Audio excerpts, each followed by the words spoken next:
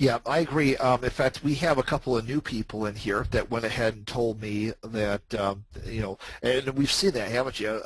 Several of you have, over the course of the last couple of years, told me that you've left the spot forex. It seems like a lot of our colleagues overseas, they actually start with the currency markets in spot forex, but then they realize, wow, with the spreads and everything, it's a lot harder to correlate to the futures, where I can get, in my opinion, much better fills in the uh, to date, nobody's been telling me I get much better fills than you do, Rob, on my spot forex account. I see, and I know that Russ and Andy over at Infinity, my brokers that work at the Infinity office, have opened up, accounts from people that left spot forex, because once they tried to actually make money trading the spot with the spreads and everything else, you're competing completely. Against the banks, at that point too. So if they want to lock you out, they can lock you out a lot easier in the spot forex, where they make the market, than the futures, where it's a little bit more of a free market there.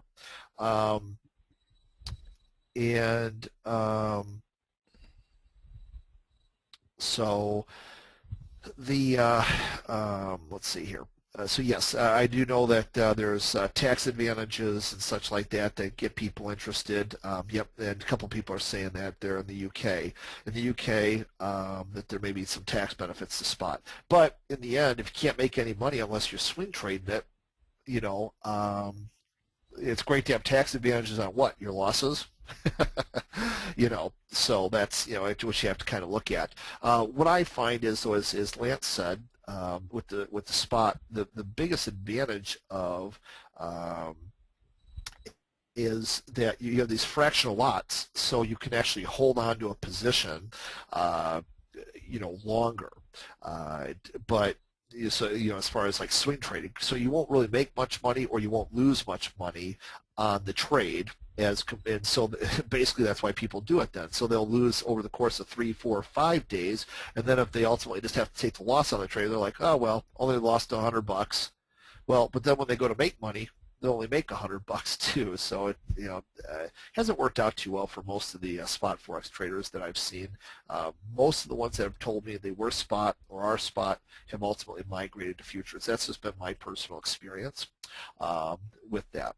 As far as the other thing to keep in mind is, as Tom appropriately mentioned, with trading equities, Stephen F., you have that day trader pattern rule, where if you trade more than 3 times in 5 days, I believe it is, that what happens is you're required to have at least $25,000 US dollars in your account in order to be able to do that. Okay. Whereas with futures, there is no day trading pattern rule. So it allows you then, with less money, to have more flexibility under U.S. regulations. Okay?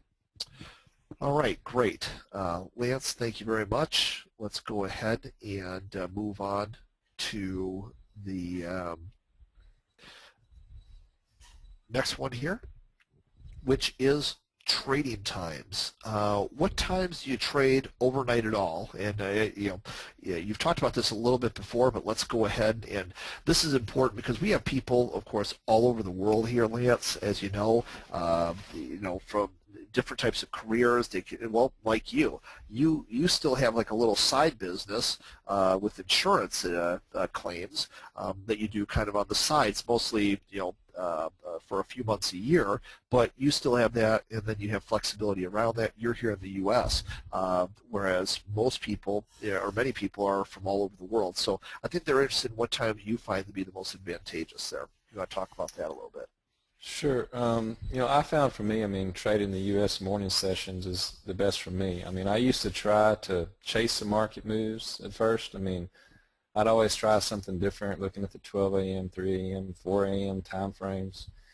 And, just over time, I found that the morning offers up the trades, offers up trades most of the time that is available. So, it's, for me, the mornings just work best.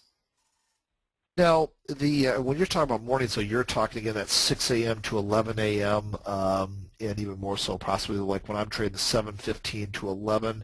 When you say morning, what about the European session? You talk about it a little bit here. You say 12 a.m., 3 a.m., 4 a.m. What about those? Because that's morning too. How do you feel about that time of the morning compared to like the 7:15 to 11 a.m.? What would you It doesn't sound like you really train that 12 a.m., 3 a.m., 4 a.m. So how do you feel about that? I mean, really as far as, I mean, the best moves are, I mean, I think the best moves come in the U.S. markets. I mean, there is, I mean, the second choice I would have would be that 3 a.m. time frame after the European Open, because it's got some good moves too.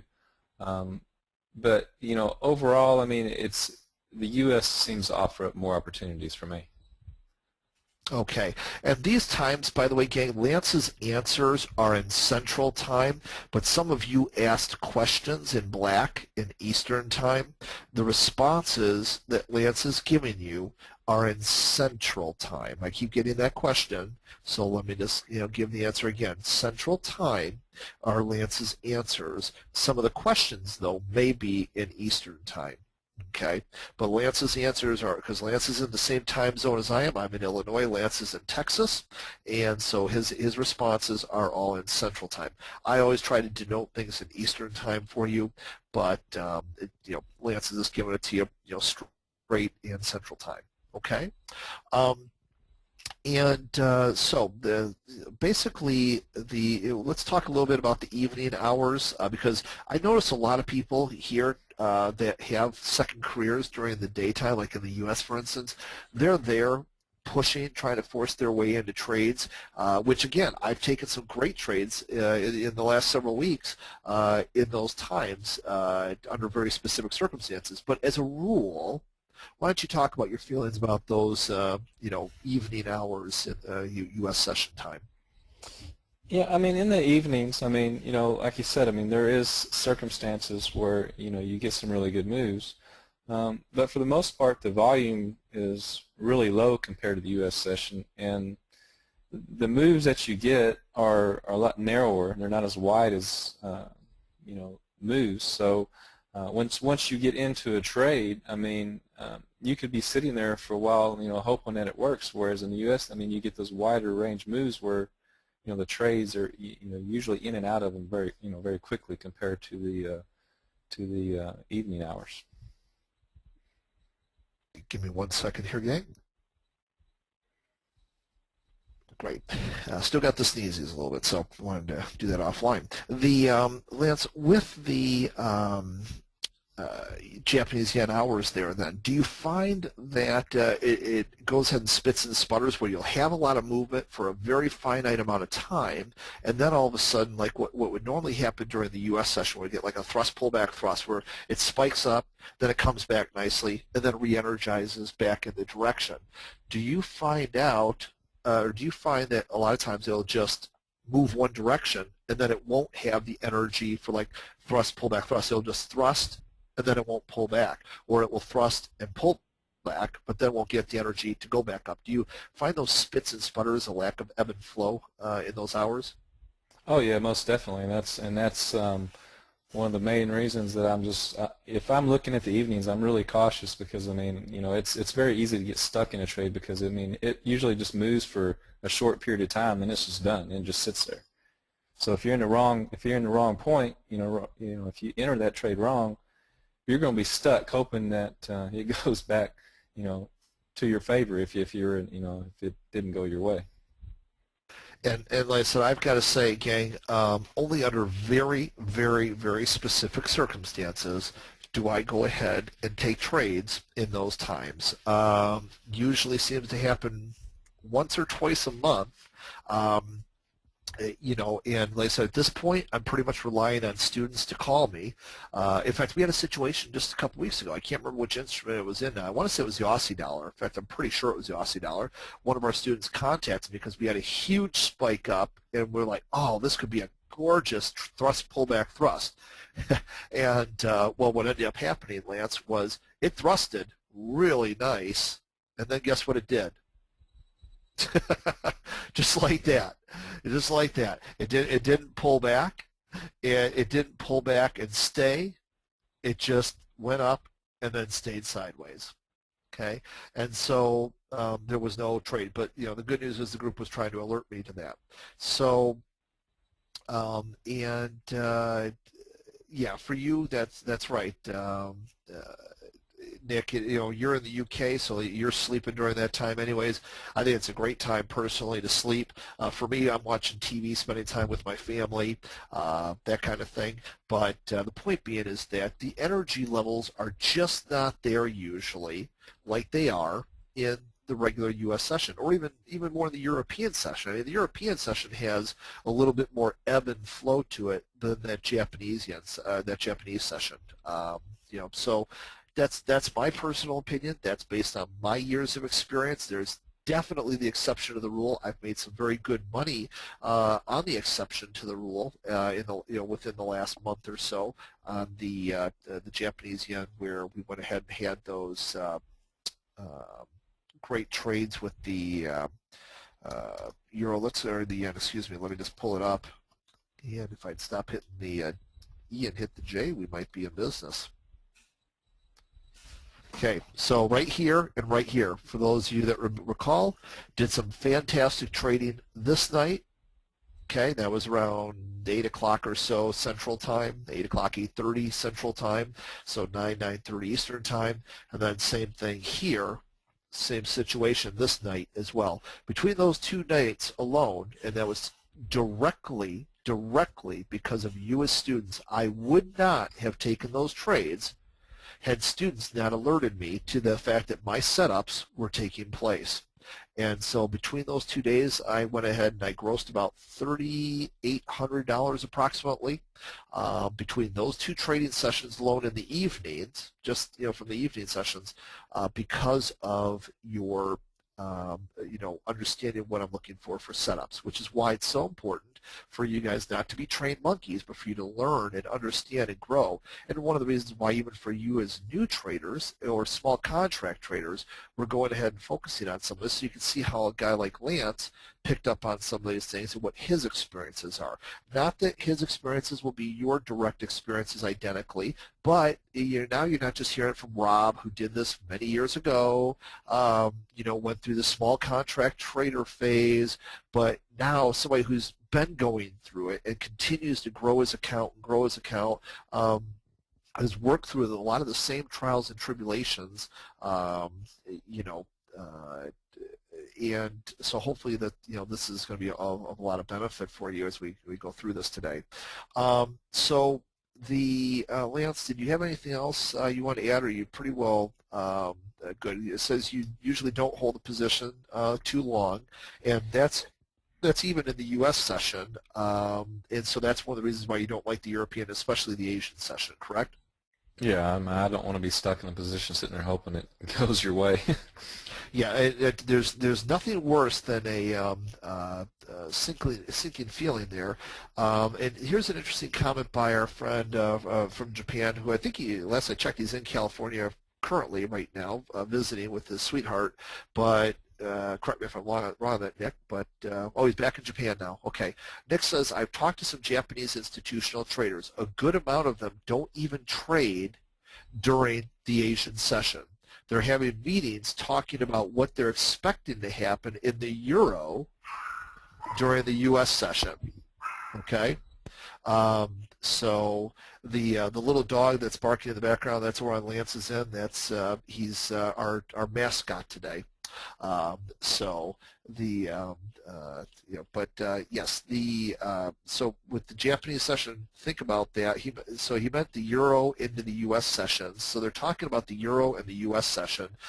So a lot of the Japanese aren't even trading their own session. Something to think about. Okay, and Pete's asking, a couple people are asking here if you can send a picture of your dog to me, the mascot, so that we can see who's chirping in the background there. We'll see if he can send one of those in a little bit. So let's go ahead but this is real world. This is not filmed in a studio. This is being filmed live in real time here with Lance and me. Lance is of course in Texas right now, and appreciate him taking the time to be here and his pet Pooch. So let's go ahead and move to the next thing. Well, and most people do, Pete. They really do like this format because I don't want it to be scripted so much. I mean, this part here is scripted, but I still want to be able to have a dialogue with people, talk through these different things with each other, and basically, rather than just be all straight teaching and not be able to have an interactive dialogue, I'd like to be able to have some of that dialogue. Okay. Account setup and management, all right? What are some reasonable goals for a less than 10K account? Now, before I go ahead and allow Lance to even answer this, I think that, okay, Lance is not a registered financial representative. He is a private trader just like me, okay? So, his opinions are just that, his opinions, okay? So I know some people ask these questions very innocently. They're not trying to get anybody in trouble, but the reality is we need to always go ahead and make sure that people understand we are not registered financial representatives and brokers. You want to talk to your registered financial representative and brokers about this. Now, I understand that some representatives and brokers don't have a clue about trading. Okay, I totally understand that. But then you need to find a different registered financial representative and broker. Admittedly, I've got registered financial representatives in this room. We have professionals in this room that follow me. So, but that being said, I don't hand out their names, and they're here to learn, and that's great. Okay, so which is one of the reasons why we don't have people's names up there in the interest of protecting their privacy. But that being said, with all that background being aforementioned here, I'm going to let Lance answer this question from his perspective. Okay, and so Lance, with that, I'm going to let you take it from there. Okay. Yeah, I mean, I think it's really hard to set a specific goal in relation to a dollar amount. Because the trading environments are always changing, and there's just not always good setups. So I mean, one month you might have great setups, and next month you might not have that many. And having a dollar-based goal has made me be too aggressive. So I mean, if I focus on, okay, I need to make this much money every day, and it makes you want to take trades too often. So I focus on just being in the green every day and being happy with that, and just taking each day at a time. I cannot emphasize this part enough. I say it all the time. I'm going to go ahead and highlight it because people just don't listen to me until they get to the point where they've lost enough money and then figure this out. See, and maybe part of it's marketing, because junior traders, people that are new to trading, want to go ahead and they want to understand how much money can I make day to day. Well, so what these simulator trader educational rooms do is they say, oh man, it's easy. Make $500 before 9 o'clock, 10 o'clock in the morning. You can do it. You betcha. Every day. This is that's what you can do. Well, guess what? I did make like $550 on 6-1 contract trades by around 9:30 Friday morning. But that's not every day, is it? Okay? To go ahead and have a dollar-based goal is probably going to, hurt you terribly. It'll probably hurt you terribly, because what's going to happen is you're going to go ahead and find those days, all right, where you sit there, you say $500 a day, just arbitrarily making up a number. Can't tell you how many people call me and just say, I want to make $500 a day. Okay? Well, if you average out my wins, okay, $100,000, or sorry, $500 a day is what? Just approximately $10,000 a month. Okay, right? And so it's $120,000 a year. All right. Well, guess what? I've certainly gone ahead and netted more than that for the year. But how many days had no money for the day? Goose egg. How many of them had $100 that I made in the day? Okay. Now, and then it goes on. Now, Friday was, 550. I had a lot. It seemed like I had multiple $500, $400 type days or something like that last week. Paul L., I know you track all that stuff. You can agree or correct me on that.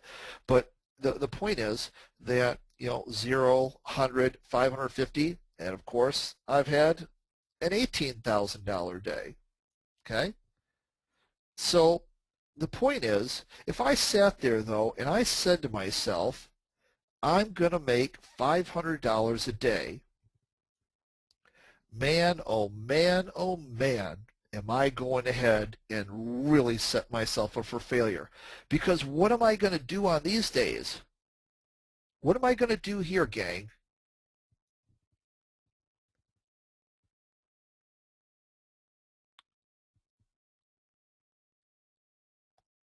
That's right. I'm going to start taking iffy trades because, oh gosh, it's 11 o'clock in the morning. I got no money on the books. Oh man, I got to go take this trade. Yeah, that's what I got to do right now. That's it. I'm going to go take a trade right now. Here it is. Okay, I see that we've got 3 tick ranges on the yen right now, gang. 4 tick ranges, 3 and 4 ticks. But you know what? I've got to make money right now. I've got to do it. There you go. I'm going long. That's it. Okay? You will force yourself into oblivion. I cannot emphasize that enough. You will go ahead and force yourself to do something you have no business doing. Okay? And so the reality is that instead of focusing on a dollar-based goal, most of you that are still junior traders in this room, okay, I'm not speaking to you that have been with me for a long time and now like a guy like Lance who's starting to see some consistency, as he said, some profitability. Okay, he can go to a different level. He can look at things a little bit differently. But from a junior trader perspective, the very first thing you have to do, gang, is get your head screwed on straight and go ahead and worry about doing what you see me doing here. Try to focus on slow, steady, consistent gains. Okay? Sitting there, winning 1, losing 2, winning 3, losing 8. Okay? This is just going to do this to your account. But for those of you that have been here all year with me, okay, you know that, like I said, I've got a gorgeous 6-digit net profit year going on. And in many cases, I've got no dollar days, $100 days, 500. Okay, then lots of $1,000 days, 2,000, 8,000, etc. The point being that in the end, okay, here we go. Paul says last week was very slow, but I made money. He says that I had nothing on Monday, 100 on Tuesday, 660 on, wait a minute, that can't be right. 1, 2, 3, 4. Oh yeah, it is. Okay, sorry, I miscounted the days.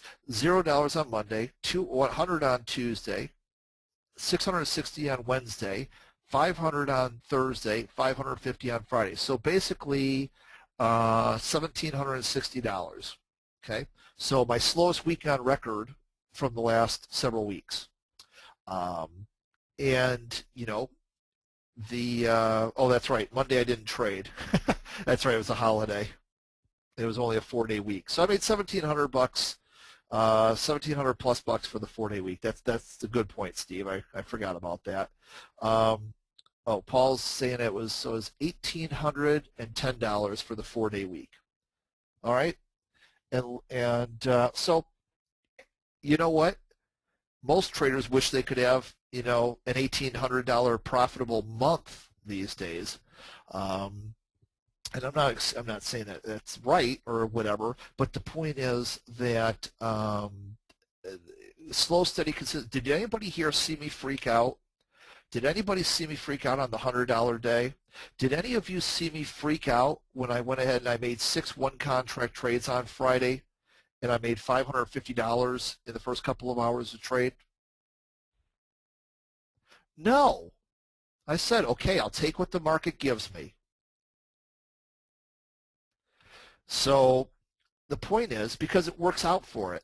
Because, like I said, as we've seen, then the really good days come. The $1,000, the $2,000, the $8,000, $5,000, et cetera, et cetera. The bigger days come. But to sit there as a junior trader and try to put yourself into a box and go ahead and, as a small contract trader, have these unrealistic goals can be absolutely detrimental to your financial success, because what's going to happen is you're going to get that in your head. And here's the worst case scenario. All right, even more so than having a zero green day, is a $0 day, and then you try to go for the big win, okay, to bring you up to, let's say, $500. What about a day where you've made $425? You've taken several trades, and you're feeling high as a kite. You're feeling the power of the trade, baby. Okay? Nothing can stop you. You've taken 5 trades. You're up $425, but your goal says $500. Okay. What do you got to do, right? What do you got to do? Exactly. The dog says it. What do you got to do? Trade, right? You have to trade. The dog got it right there. You have to trade because you must get to your $500, except for the fact that, guess what? On that 6th trade, you were taking it because you were going ahead and, basically feeling the big S, the big Superman, or the big W, the big Wonder Woman, saga, and you weren't taking that trade at the right time for the right reasons. You were taking it because you were greedy. Well, how many of you in the past have turned a winning day into a losing day, not listening to my thoughts on bears make money, bulls make money, pigs get slaughtered? And I see Robert K. is already, yeah, sure, Thule. It should be pretty much all of us here. Anybody who's been trading for more than a week or two has probably experienced that. So we're all guilty of it, Nick. Anybody who's being honest with themselves has gone for that extra couple ticks, that extra trade. We've all been there. Robert K., though, actually articulated his. He says, that's me. Just eke out a bit more, then I'll stop. Trade goes against me, and bam, I've lost half the profits. So that's what I'm saying, gang. That's what I'm trying to warn you about. That's what